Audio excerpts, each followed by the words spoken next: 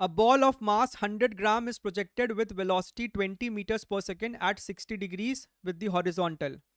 तो फिर से यहाँ पे प्रोजेक्टाइल खेला जा रहा है.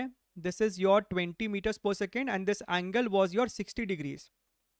The decrease in kinetic energy of the ball, decrease पूछा है, very important, decrease in kinetic energy of the ball during the motion from point of projection to the maximum height. तो ये भाई साहब आपको जा रहे हैं और मैक्सिमम हाइट तक पहुंचा जब ये, तो आपको what is the decrease in your kinetic energy.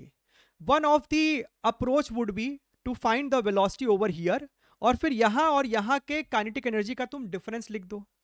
एक और अप्रोच क्या हो सकता था कि भाई साहब इसने जो भी हाइट गेन किया है आप यहां पे लिख सकते थे कि भैया gain in potential energy is actually equal to loss in kinetic energy. तो हमसे इस सवाल में लॉस इन काइनेटिक एनर्जी पूछ रहा है कि भैया what is the decrease in kinetic energy. तो उसके जगह तुम यहां पे सिर्फ लिख दो what is the gain in potential energy, right. तो आपका आंसर क्या हो जाएगा, what is the gain in potential energy, mgh. So mass into gravity and what is your height gained, so u square sine square theta upon 2g.